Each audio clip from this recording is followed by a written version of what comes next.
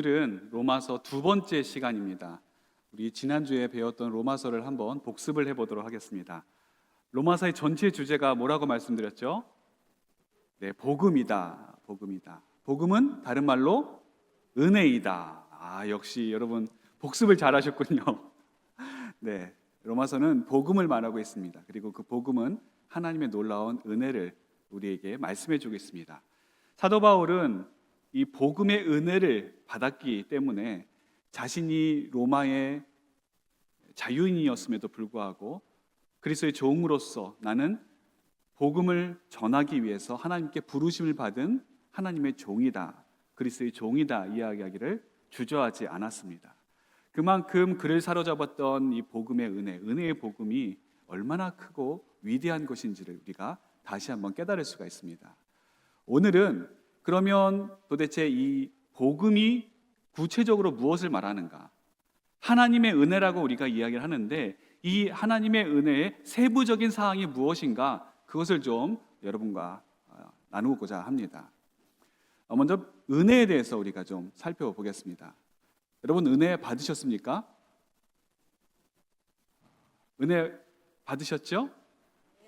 우리가 은혜를 받았다라고 할 때 주로 우리가 생각하는 은혜는 어디에 초점이 맞춰져 있습니까? 많은 분들이 이 감정적인 데에 초점이 맞춰져 있습니다. 그래서 은혜를 받았습니다라고 이야기할 때 뭔가 내게 감정적인 감동이 일어나거나 아니면 지적인 깨달음이 나에게 생기거나 또는 어떤 느낌이 좋은 훈훈해지는 그런 느낌을 받았을 때 우리가 은혜 받았습니다, 그렇게 이야기하는 경우가 참 많이 있습니다. 물론 우리가 마음에 감동을 받을 때가 있죠. 예배를 드릴 때, 또 말씀을 들을 때 하나님께서 내 마음 가운데 감동을 주실 때가 있습니다. 그때는 우리가 은혜를 받았다, 그렇게 누구나 이야기할 수가 있습니다.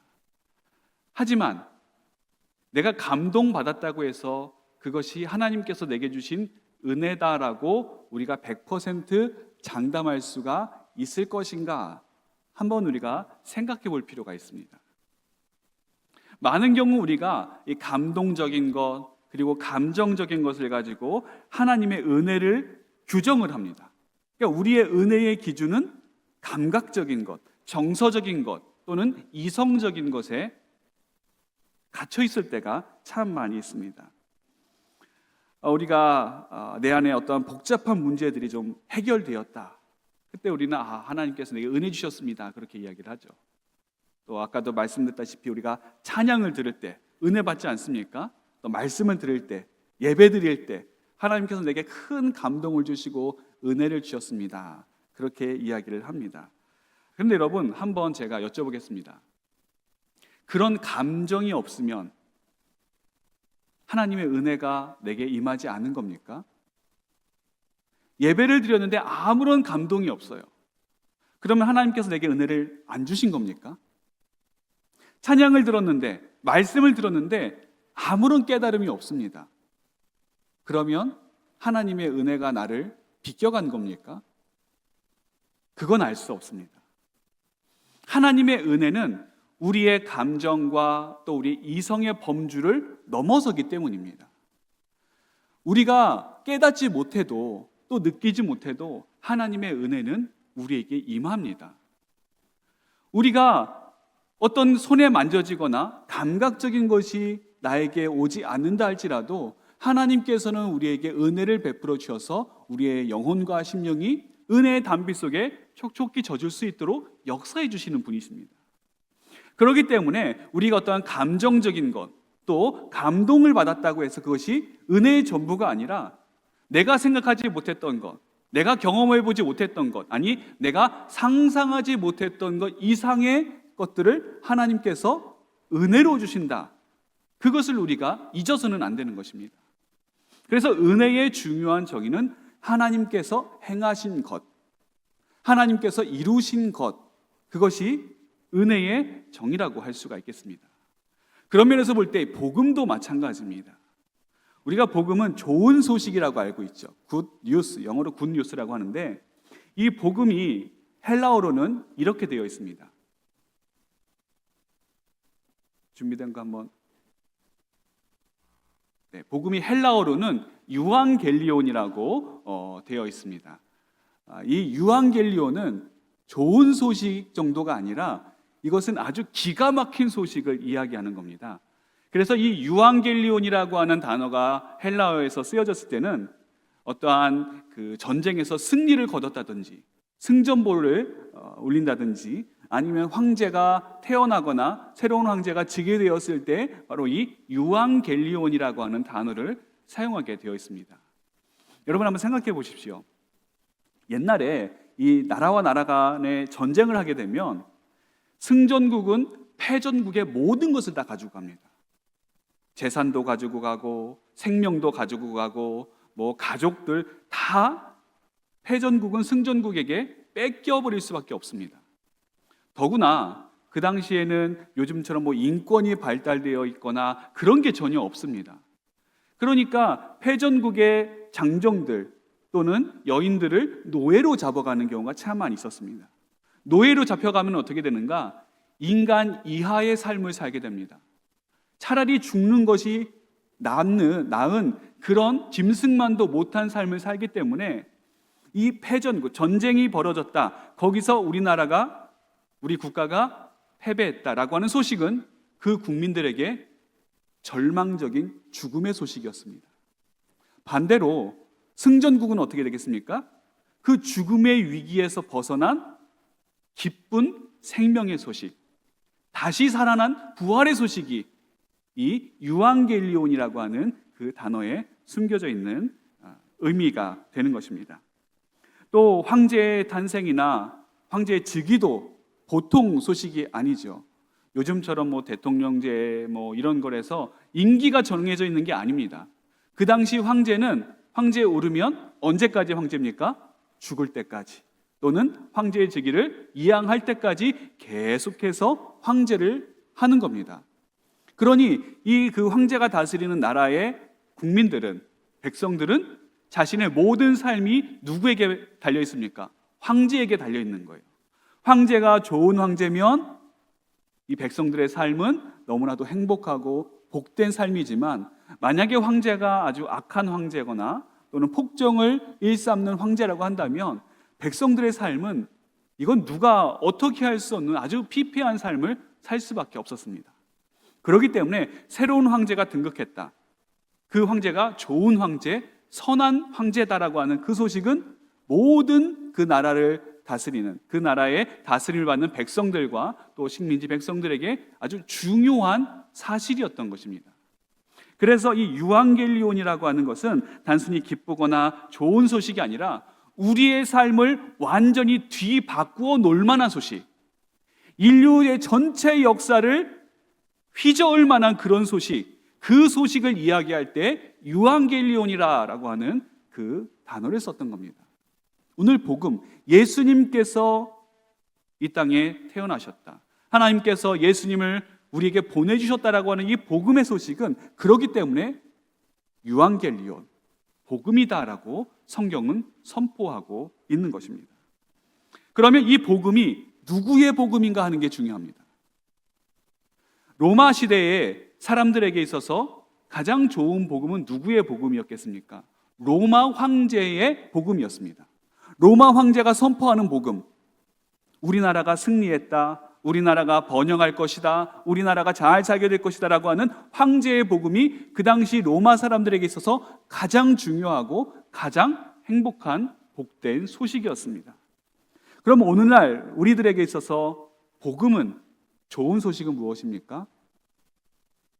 복권에 당첨돼서 큰 돈을 벌었다든지, 사업에 성공해서 거부가 되었다든지, 또는 뭐 내가 어려운 일을 만났는데 그것이 술술술술 잘 풀렸다든지, 혹은 나에게 어려움이 있고 고난이 있고 또 내가 뭔가 좀 아팠을 때 그 병이 다 완쾌가 되었다든지, 이런 것을 아마 지금 사람들은 복음이다 그렇게 이야기할 것입니다. 그런데 오늘 그 본문을 보시면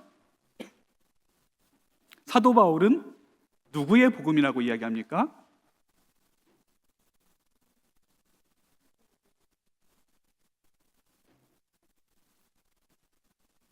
하나님의 복음이라고 이야기를 합니다. 하나님의 복음은 하나님께서 주관자시고 하나님께서 주체자가 되십니다. 그게 세상에서 말하는 복음과 우리 기독교가 말하는 복음의 큰 차이점입니다. 세상에서 말하는 복음은 세상 사람들이 행하는 일입니다.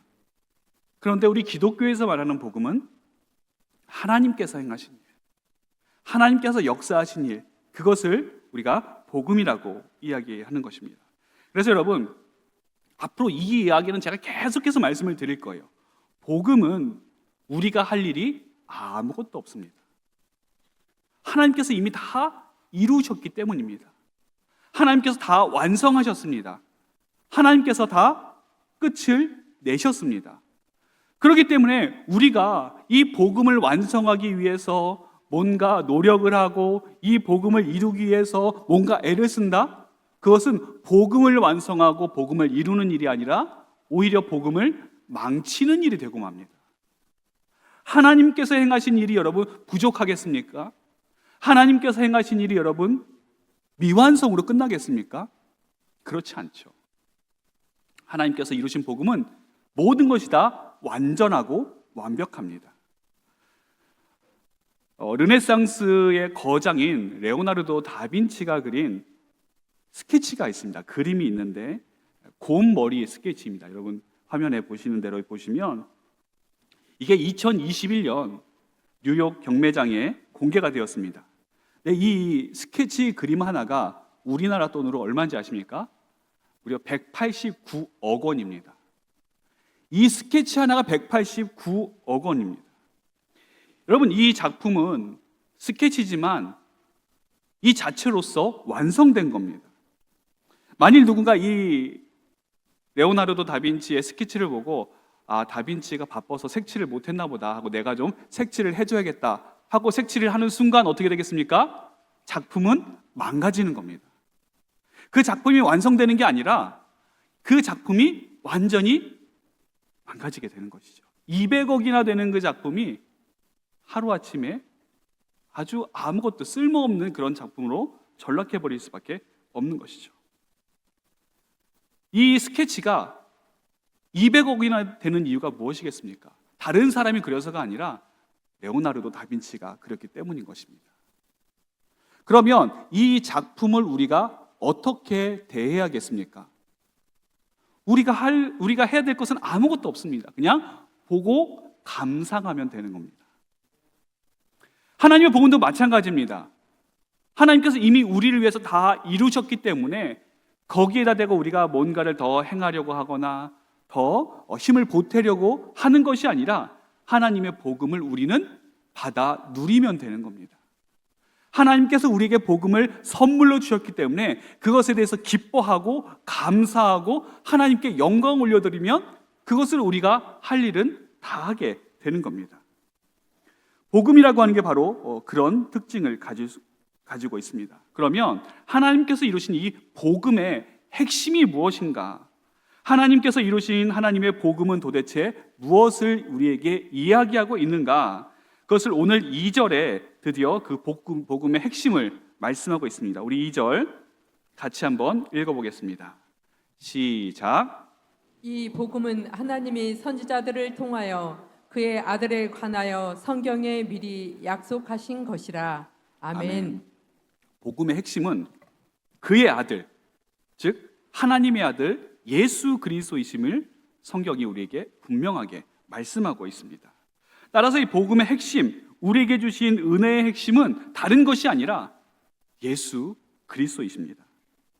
그래서 우리가 더 이상 영생의 삶을 살지 못하고 그리고 하나님의 동산에서 쫓겨나서 하나님과 교제하지 못하는 그런 죄인으로 전락하게 되었을 때 우리를 다시 하나님께로 인도해 주실 수 있는 분, 잃어버렸던 하나님의 형상을 다시 되찾을 수 있도록 도와주시는 분, 그 일을 이루시는 분, 그분이 다른 분이 아니라 예수 그리스도이시다. 성경이 우리에게 말씀해 주고 있습니다. 그래서 오늘 이 본문을 통해서 하나님의 아들 예수 그리스도에 대한 세 가지 내용을 여러분께 말씀을 드리겠습니다.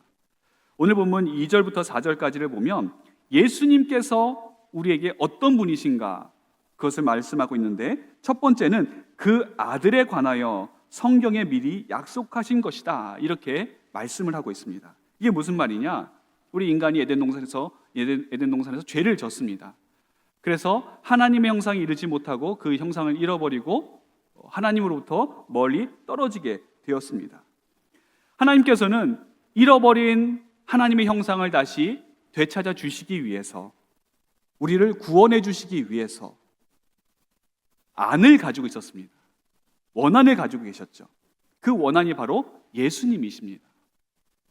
어떤 분들은 잘못 생각하는 분들이 있습니다. 하나님께서 우리를 구원하시기 위해서 여러 대안들, 방안들을 가지고 계시고 그 중에 하나가 예수님이라고 하는 방안이었다. 그래서 앞에 이것저것 다 해보다가 안 되니까 아이고 다른 건 안 되겠다, 마지막 방안을 우리 인간들에게 주어야겠다, 그래서 예수님을 주신 것이 아니라 원래부터 예수님을 통해서 우리를 구원하시겠다라고 하는 그 방안이 원한이었다라고 하는 것입니다. 다른 것들은 다 모델이고 그리고 원한에 대한 비안들입니다. 율법도 마찬가지고 하나님께서 보내주신 하나님의 선지자들도 마찬가지입니다. 그것을 통해서 우리가 원한이신, 원형이신 예수님을 바라볼 수 있도록 하나님은 그림자를 우리에게 보내주신 것입니다. 그렇기 때문에 하나님께서 우리를 구원하시겠다라고 하는 가장 중요하고도 또 유일한 길은 다른 것은 없습니다. 오직 예수 그리스도, 그분을 통해서 우리가 구원받고 그분을 통해서 우리가 영생 얻고 그분을 통해서 우리가 하나님의 의에 이룰 수 있는 그런 자가 되는 것입니다. 그렇기 때문에 예수님께서 우리에게 오셨다라고 하는 이 성육신이 얼마나 중요하고 은혜로운지 모릅니다. 하나님께서 우리를 구원하시기 위해서 예수님을 보내주시겠다라고 하신 것은 갑작스러운 일이 아닙니다. 즉흥적인 것이 아니라 하나님의 경륜 가운데, 태초부터 작정하신 하나님의 은혜의 섭리 가운데 이미 약속되어 있었던 그 내용임을 우리에게 알려주고 있습니다. 하나님의 역사는 여러분 일시적이지 않습니다. 우리 인간들은 일시적이죠. 즉흥적입니다. 그래서 어떤 문제가 일어나면 이것을 해결하기 위해서 온갖 지혜를 짜내고 그리고 열심히 노력하지만 하나님께서는 모든 것을 다 이미 아시기 때문에 그렇게 즉흥적으로 일하실 필요가 없습니다. 모든 것이 하나님의 놀라운 은혜와 경륜 가운데 일어나는 일입니다.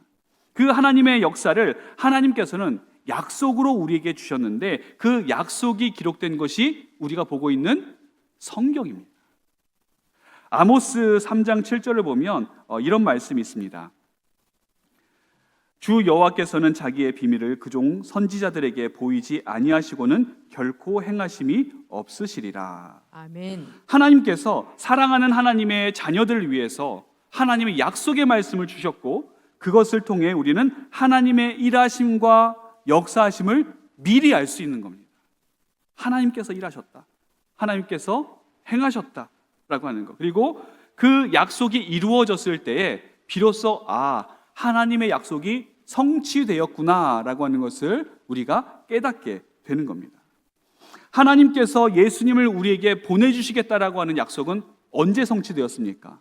2000년 전에 이미 성취되었습니다.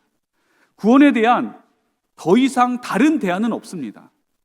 예수님이 마지막입니다. 예수님이 끝입니다. 예수님이 완성이십니다. 그런데 이제 예수님이 완성이 아니라 그 뒤에 누군가 있다, 이러면 이제 뭐가 됩니까? 이단 사이비가 되는 거예요. 이슬람에서 이야기하는 것이 예수님이 마지막 분이 아니라 마호멧이 마지막 선지자다, 그렇게 이야기하잖아요. 그리고 예수님만으로는 안 되고 예수님 이후에 우리나라에 오신 자칭 예수님만 수십 명, 수백 명이 넘습니다. 그 사람들은 다 뭡니까? 100% 이단 사이비들인 것이죠. 예수님으로 끝이 났습니다. 더 이상 다른 구원자, 다른 메시아, 다른 그리스도는 없습니다. 하나님께서 유일한 원한으로 예수님을 정해놓으시고 그분을 우리에게 보내주신 것이죠. 지난 2000년 기독교 역사 가운데 가장 문제가 되었던 것이 바로 이 예수 그리스도에 대한 기독론입니다. 그래서 오늘 본문 3절에서 보시면 예수님에 대해서 무엇을 말씀하고 있는가? 예수님의 인성에 대해서 이야기합니다. 2000년 동안 이 기독론이 왜 공격을 받았는가 하면 성부 하나님에 대한 신론은 별로 그렇게 따질 게 없습니다. 그리고 성령 하나님에 대한 논쟁도 20세기에 들어와서 오순절 여러 가지 운동들이 일어나면서 그때 조명이 되었지, 그렇게 크게 기독교 역사 전체를 보면 문제가 됐던 적이 별로 없습니다. 그런데 이 예수님에 대한 논쟁은 처음부터 지금까지 계속되고 있는 논쟁거리입니다. 특히 이제 기독교 역사에서 가장 이슈가 되었던 것이 예수님의 속성입니다. 속성. 예수님이 어떤 분인가? 예수님이 신인가 인간인가? 그 부분에 대해서 수많은 학자들이 논쟁하고 연구하고 했던 결과 예수님은 어떤 분이신가? 참 하나님이시며 참 인간이시다라고 하는 그 신앙 고백에 도출하게 된 것입니다. 지금 우리는 예수님이 이 땅에 오셨을 때에 인간의 몸을 입고 오셨다, 그렇게 여러분 믿으시지요? 우리는 그렇게 알고 있습니다. 지금은 우리가 그렇게 알고 있는데 이 당시 사람들에게 그 이야기는 굉장히 이상한 이야기였습니다.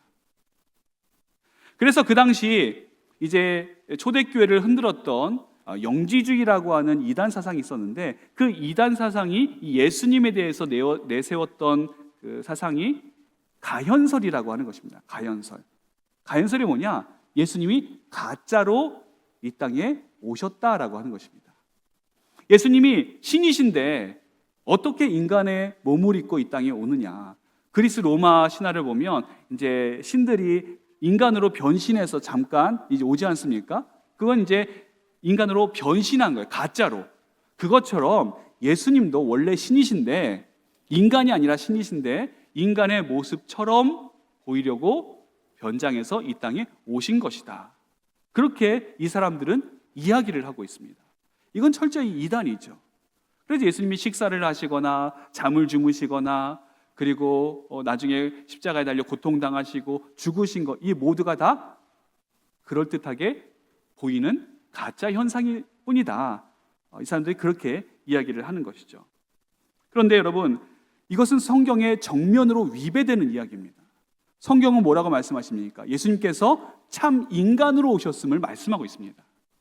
우리 인간과 같이 식사하셨고, 피곤하실 땐 잠을 주무셨고, 또 기쁠 때는 함께 기뻐하셨고, 슬플 때는 같이 우셨고, 또 십자가에서도 죽은 척 하신 것이 아니라 실제 죽음을 맞이했다라고 하는 것이 성경이 우리에게 증언하고 있는 바입니다.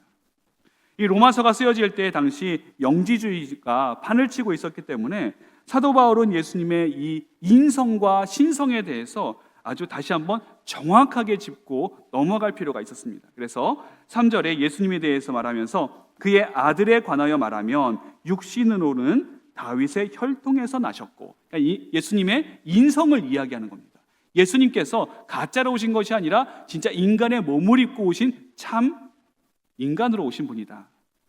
그렇게 이야기를 하고 있죠. 그리고 4절에서는 예수님의 신성을 이야기합니다. 여러분, 예수님께서 이 땅에 나신 것은 분명 육신으로 나셨습니다.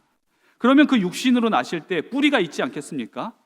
그 뿌리가 어디입니까? 오늘 본문에 보시면 다윗의 혈통, 다윗의 뿌리, 다윗의 후손으로 나셨음을 분명히 밝히고 있습니다.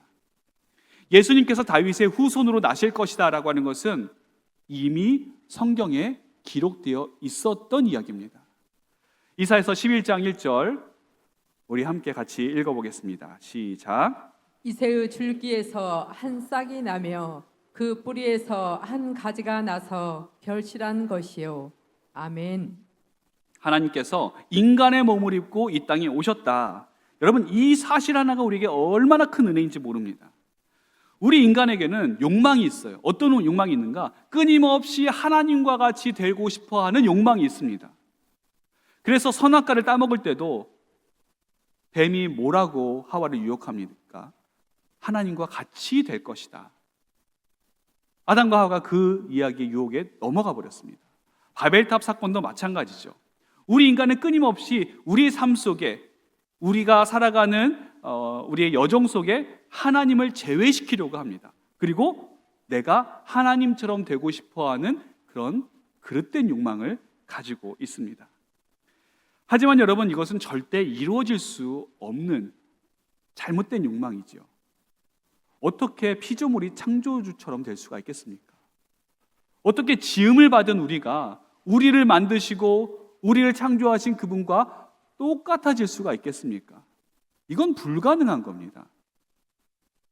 그런데 우리를 사랑하시는 하나님께서 우리가 하나님처럼 될 수 없기 때문에 우리를 사랑하시는 그 놀라운 사랑과 은혜로 말미암아 하나님께서 우리 인간이 되신 겁니다.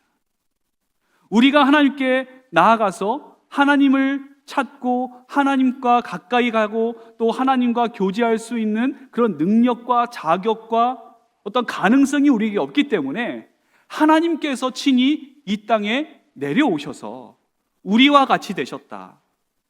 그리고 우리를 위해서 십자가에 달려 돌아가셨다.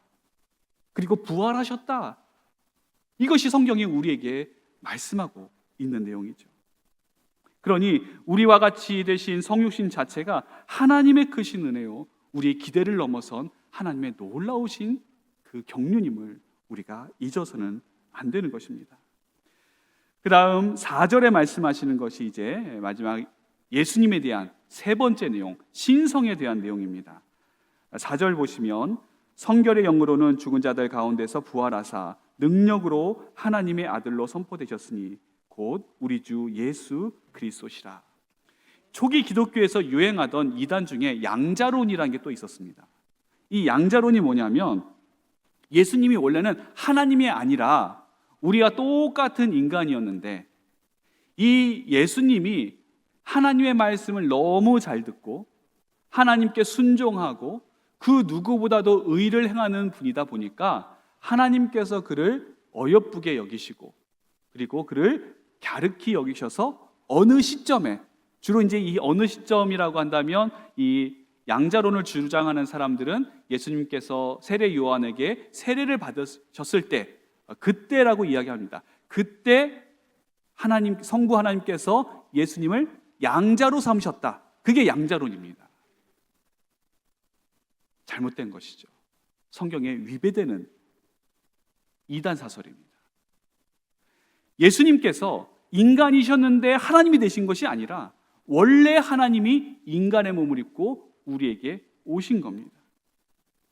이것은, 이 양자론은 기독교 정통신학인 삼위일체의 정면으로 위배되기 때문에 지금은 거의 다 없어졌습니다. 오늘 4절에 보시면 성결의 영으로는 이렇게 되어 있는데, 여러분, 영은 여러 가지가 있죠. 인간의 영도 있고 악한 영도 있습니다. 하지만 예수님께서는 그런 영이 아니라 성결의 영, 즉 하나님의 영, 성령으로 말미암아 성령과 동행하시고 성령과 교제하시고 성령과 함께 하심으로 이 땅에 오셨음을 말씀하고 있습니다. 특별히 이 성결이라고 하는 단어, 오늘 새벽에 거룩이라고 하는 단어를 우리가 좀 살펴봤는데요, 이 성결이라고 하는 단어는 윤리적이거나 도덕적인 단어가 아닙니다.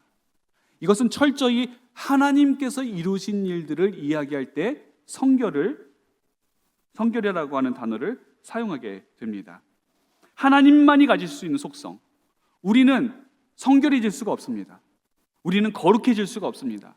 아무리 의롭게 살고 아무리 착하게 살고 아무리 선하게 살려고 노력을 해도 하나님의 거룩에 이룰 수 없는 존재이기 때문에 거룩과 우리, 성결과 우리는 아주 거리가 먼 사이다, 이렇게 우리가 보시면 되겠습니다. 그러나 하나님께서 우리에게 하나님의 거룩을 전이시켜 주시고 하나님의 거룩을 옷 입혀 주셨다라고 하는 것, 그것이 성경이 우리에게 증거하고 있는 중요한 사실입니다. 그렇기 때문에 예수 그리스도의 십자가와 부활은 전적으로 하나님께서 행하신 하나님의 일하심과 역사하심 가운데 이루어진 일입니다. 그리고 우리는 그걸 가지고 그리스도의 복음이다, 은혜의 복음이다, 그렇게 이야기를 하는 겁니다. 무엇보다도 중요한 것은 예수님께서 행하신 그 부활의 능력, 죽음을 이기시고 사망 권세 이기시고 부활하신 그 놀라운 부활의 능력이 예수 그리스도를 믿고 그분을 따르는 우리 모든 그리스도인들에게 동일하게 주어진 하늘의 권세다라고 하는 것입니다. 예수 그리스도의 부활이 예수님의 부활로만 끝나는 것이 아니라 오늘 우리 삶 가운데 놀라운 부활의 능력으로 나타나게 됩니다. 그것이 하나님께서 우리에게 행하신 놀라운 복음의 능력이고 그 복음의 능력을 붙잡고 살아가는 자들에게 주시는 하나님의 부활의 생명이 되는 것입니다. 그래서 우리가 그 부활의 능력을 받고서 그 부활의 능력을 받은 자답게 어떻게 살아가야 될 것인가, 어떻게 그 부활을 누리고 그 부활을 증거하는 자로 살아갈 것인가, 그것은 다음 주에 여러분에게 말씀을 드리도록 하겠습니다.